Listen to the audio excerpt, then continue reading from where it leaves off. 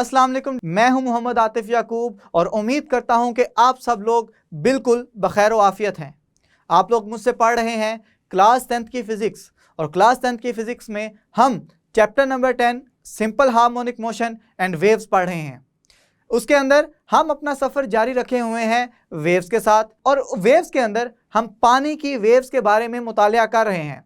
पानी की वेव्स में हम पढ़ रहे हैं कि कौन सा आला पानी की वेव्स पैदा करने और उसके मुताले के लिए इस्तेमाल किया जाता है। रिपल टैंक उसका नाम है, और रिपल टैंक के अंदर हमने पानी की वेव्स की रिफ्लेक्शन का फिनोमिना बड़े अच्छे तरीके से अपनी पिछली क्लास के अंदर पढ़ा।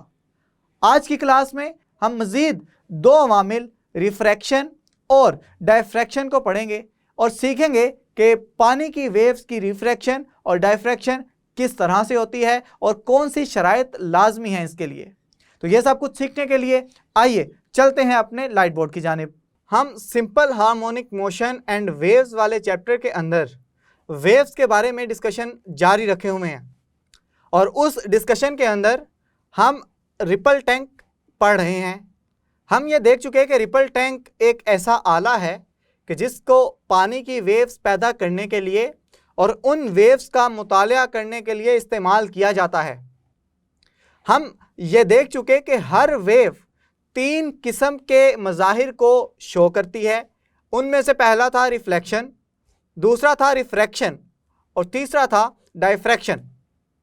रिफ्लेक्शन के बारे में जितनी भी डिटेल्ड गुफ्तगू थी वो हम कर चुके, और उसके साथ ही साथ पिछले लेक्चर में मैंने रिफ्रैक्शन का थोड़ा सा तारुफ दिया लाइट की वेव्स के साथ। अगर रोशनी की वेव्स के ज़रिए हमें रिफ्रैक्शन समझ आ गई तो पानी की वेव्स के लिए रिफ्रैक्शन का समझना कोई मुश्किल बात नहीं है।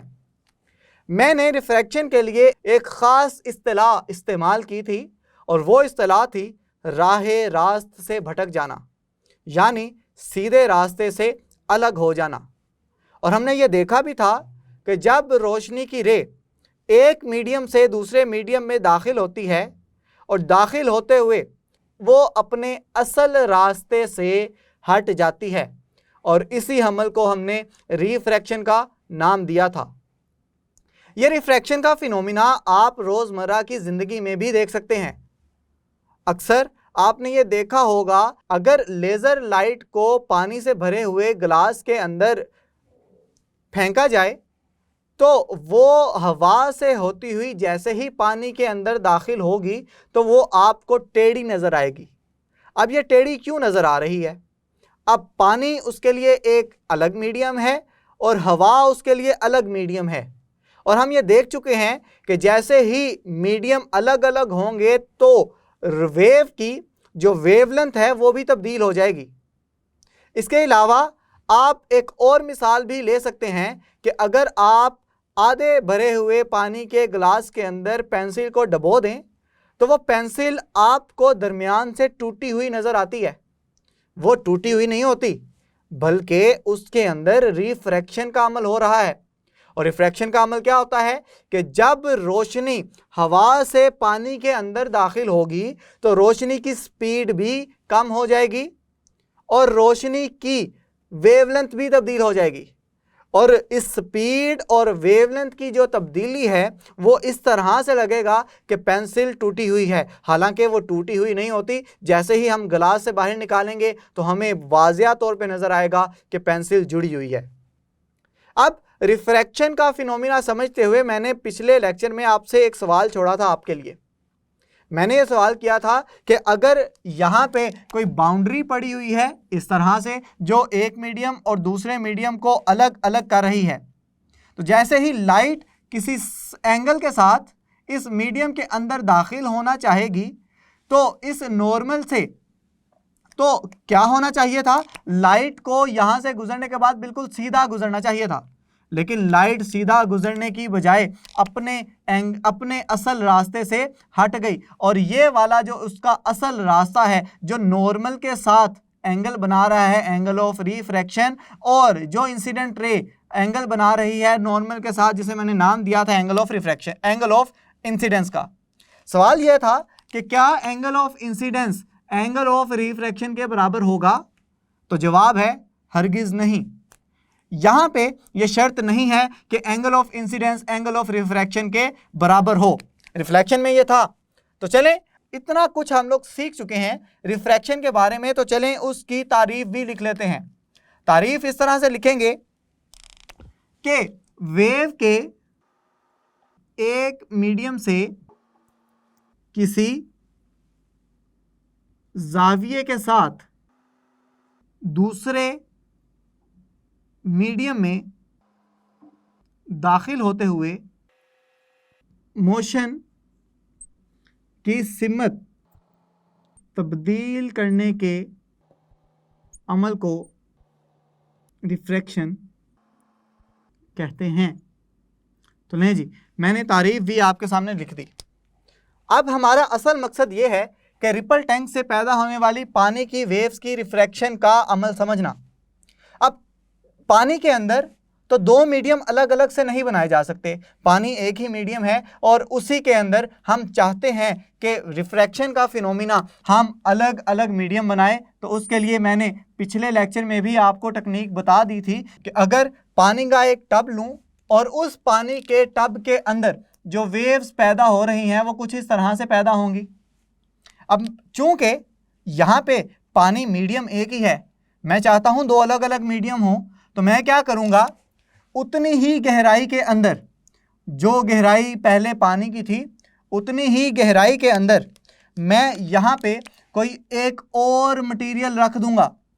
ये मटेरियल प्लास्टिक का भी हो सकता है, शीशे का भी हो सकता है। ये मटेरियल क्या करेगा कि यहाँ पे हमारे पास अब दो तरह के मटेरियल हो गए। एक ऐसा मटेरियल जो कि ज़्यादा गहराई वाला है और एक ऐसा मटेरियल जो कि कम गहराई वाला है। आप देख सकते हैं कि ये वाला जो मटेरियल है ये कम गहराई वाला है और ये यहाँ पे पानी की जो गहराई है वो ज़्यादा है। तो अब कैसे पता चलेगा कि किस मीडियम में स्पीड और वेवलेंथ तब्दील होंगी?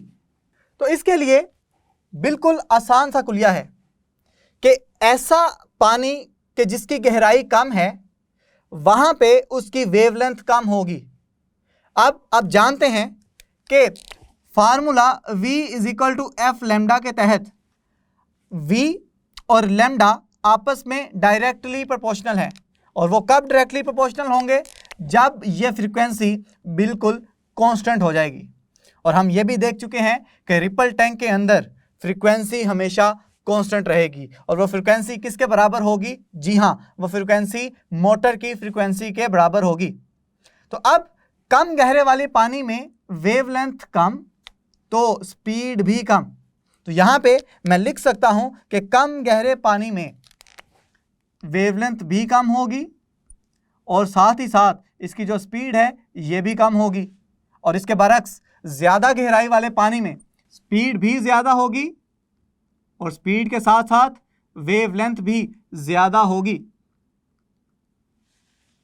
अब हम जानते हैं कि जैसे ही रिपल टैंक से वेव्स पैदा होंगी तो वो ये सीधी लकीरों की सूरत में, जो कि रोशन और तारीक लकीरें होंगी, उस सूरत में आगे की जानिब बढ़ती चली जाएंगी।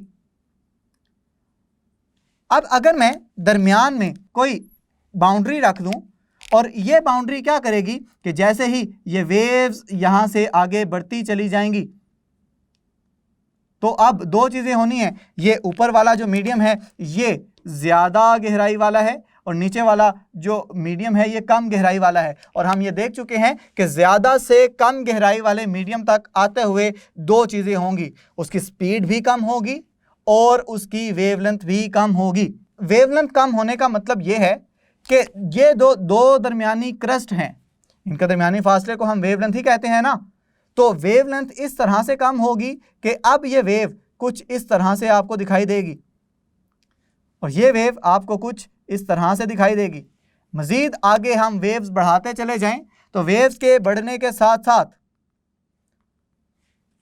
आप देख सकते हैं कि यहाँ पे ये वाली जो वेव है कम गहराई में थोड़ी सी पीछे रह गई। होना क्या चाहिए था कि ये वेव बिल्कुल सीधी आती है ऐसे, लेकिन ये इससे थोड़ा सा पीछे रह गई और इसकी मोटाई भी थोड़ी सी कम हो गई। मोटाई कम हुई तो पता चला कि वेवलेंथ कम हो गई, और चूंकि ये अपने असल रास्ते से थोड़ा सा पीछे रह गई तो इसका मतलब है कि इसकी स्पीड में भी नुमाया कमी आई। तो इस तरह से आप एक ही मीडियम के अंदर, जो कि पानी था, उसके अंदर दो मीडियम हमने किस तरह से पैदा किए कि हमने उसके अंदर एक और मीडियम दाखिल कर दिया, और मीडियम दाखिल करने से पानी एक कम गहराई वाला बन गया, एक ज़्यादा गहराई वाला बन गया। ज़्यादा गहराई वाले पानी में हमने देखा कि वेव की स्पीड भी ज़्यादा होगी, वेव्स की वेवलेंथ भी ज़्यादा होगी, और कम गहराई वाले पानी में हमने देखा कि वेव की स्पीड भी कम होगी और वेव्स की वेवलेंथ भी कम होगी। तो यही सारा फिनोमिना रिफ्रैक्शन के अमल में दिखाई देगा। इसके साथ साथ नोट्स बनाते चले जाएं ताकि इम्तिहान करीब आते जाएं तो आप इन नोट्स को खोलें और जिस तरह से मैंने हेडिंग्स बना के आपके सामने लिखी, आप उसी तरह से आप बोर्ड के अंदर लिखेंगे तो एग्जामिनर बहुत खुश हो के आपको नंबर देगा। वेव्स की दो खसूसियात, रिफ्लेक्शन और रिफ्रैक्शन के बारे में हम देख चुके कि रिफ्लेक्शन क्या होती है और रिफ्रैक्शन क्या होती है। वेव की तीसरी प्रॉपर्टी डायफ्रैक्शन, वो भी आज के लेक्चर में हम देखेंगे। डायफ्रैक्शन क्या होती है, बड़ा अजीब सा नाम लग रहा है। तो स्टूडेंट्स, आप मिसाल के तौर पर किसी एक कमरे में बैठे हुए हैं और इधर आपका कोई फेवरेट म्यूजिक चल रहा है। तो अगर आप इस फेवरेट म्यूजिक से महजूज हो रहे हैं और उसी दौरान आपका कोई भाई आपके और आपके इस स्पीकर के दरमियान आके खड़ा हो जाए, तो क्या आपको आवाज़ आना बंद हो जाएगी या आपको अब भी आवाज़ आती रहेगी? तो जवाब इसका यह है कि आपको आवाज़ आती रहेगी। लेकिन अगर आप अब टीवी के सामने बैठकर अपना कोई पसंदीदा शो देख रहे हैं तो उस दौरान आपका भाई आपके और इस टीवी सेट के दरमियान आके खड़ा हो जाए, तो क्या अब आप वो पसंदीदा शो जो आप देख रहे हैं, क्या अब भी आप वो देख पा रहे हैं? तो जवाब है बिल्कुल नहीं, क्योंकि अब वो लाइट की वेव्स आप तक नहीं पहुंच रही। लेकिन अब भी आपको आवाज़ तो आ रही है। ये आवाज़ किस तरह से आ रही है जो आज हम पढ़ेंगे। ये आवाज़ आपको डायफ्रैक्शन की वजह से आ रही है। डायफ्रैक्शन क्या होती है और इसकी तारीफ अगर करें तो किस तरह से करेंगे? स्टूडेंट्स, डायफ्रैक्शन ऐसे अमल को कहते हैं कि जो वेव्स इस हालत में करें जब उनके सामने कोई रुकावट आ जाए तो वो उस रुकावटों के बारीक सिरों से अपना रास्ता मोड़ लें।